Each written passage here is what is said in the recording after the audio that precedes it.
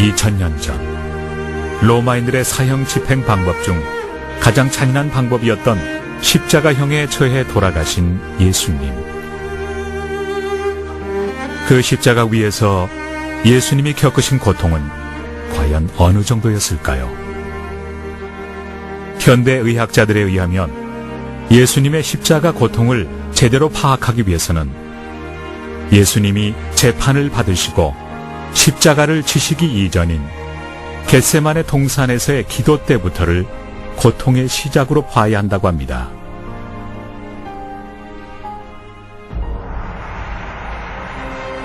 성경 누가복음은 의사인 누가가 기록하였는데 그는 예수님이 십자가에 달리시기 전 겟세마네에서 기도하신 사실을 이렇게 기록하고 있습니다.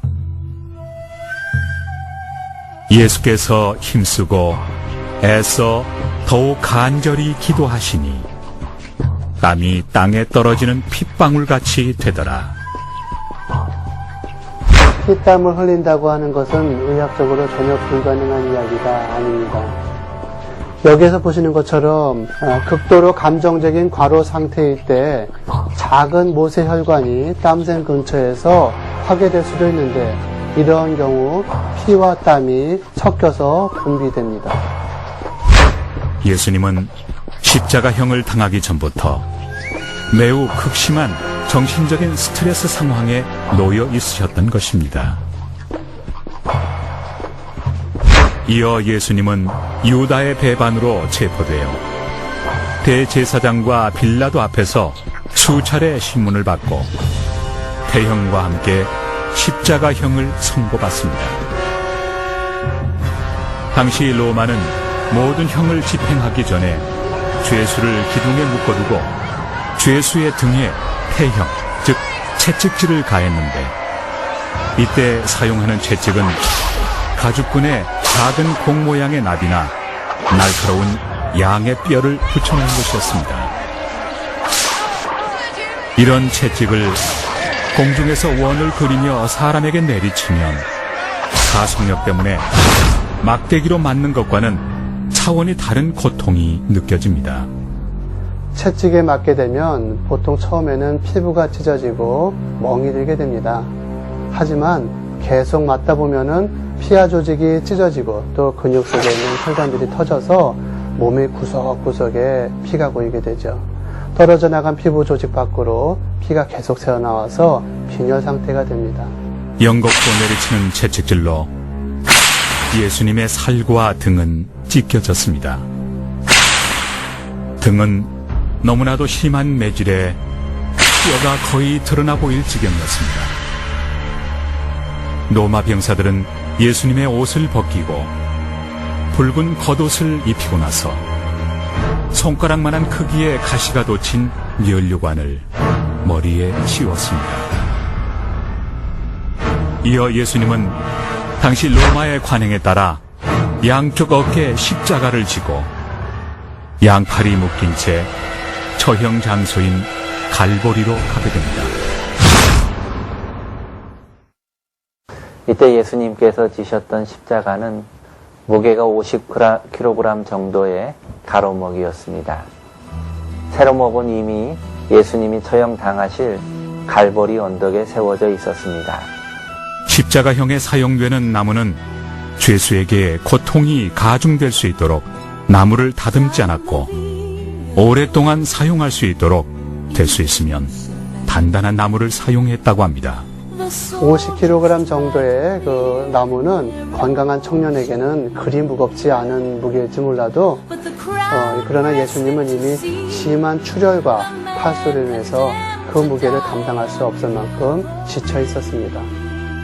채찍으로 맞은 상처는 50kg이나 되는 통나무가 어깨 위를 내리누르자 아물기도 전에 다시 벌어졌을 것입니다.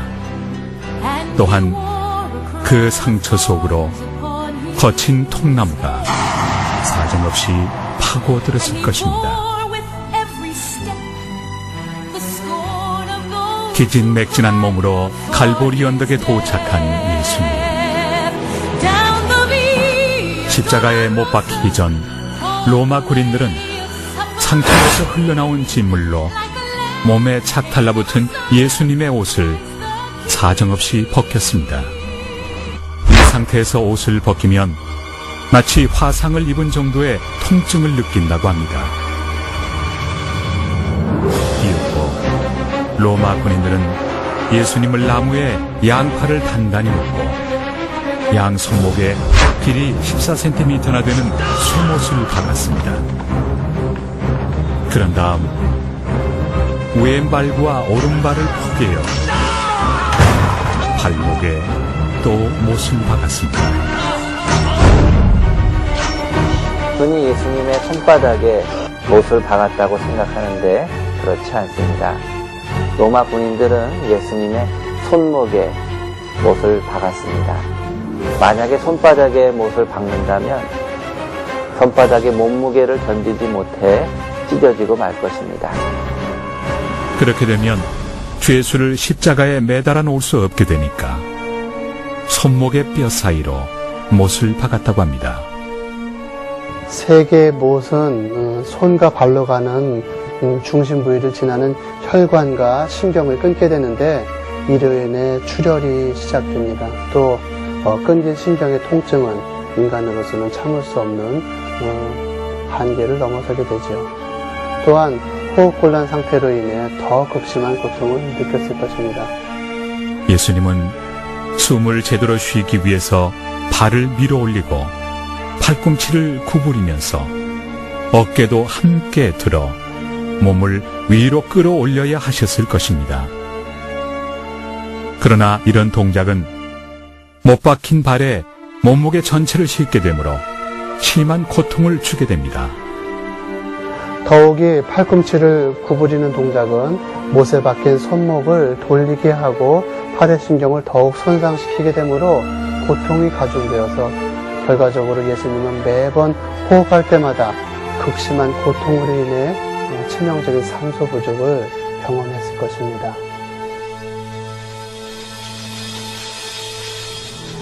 결국 예수님은 십자가에 달린 지 3시간 만에 운명하십니다.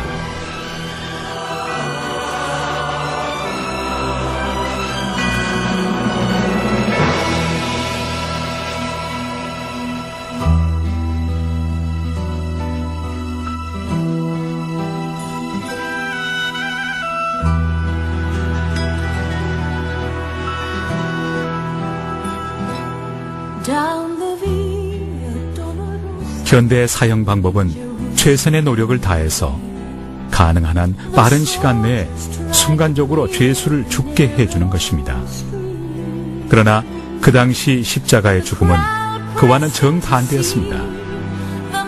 가장 잔인한 고통을 가장 오랜 시간 당하도록 하는 것입니다. 숨질 때까지 온종일, 때로는 이틀, 사흘이 걸리기도 했다고 합니다.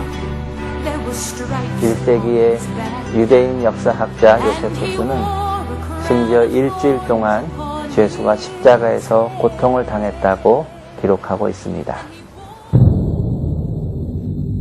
예수님과 같이 십자가에 달렸던 두 강도는 날이 저물도록 죽지 않고 있었습니다.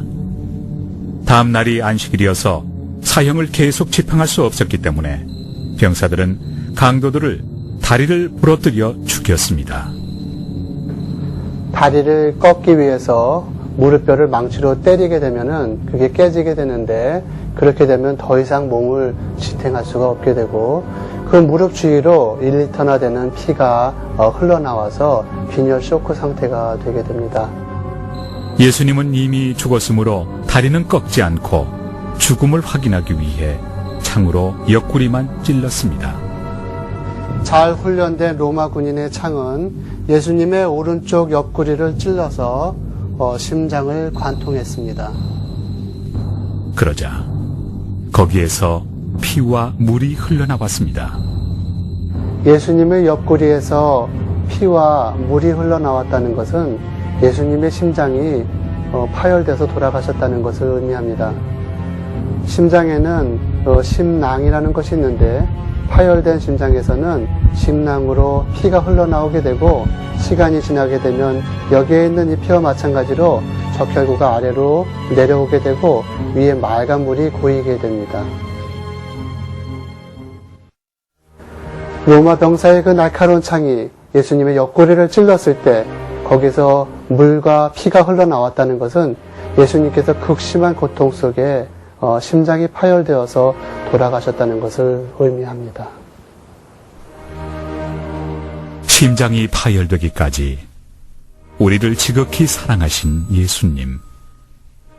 예수님께서는 우리를 대신하여 십자가의 참혹한 고난을 몸소 당하셨습니다.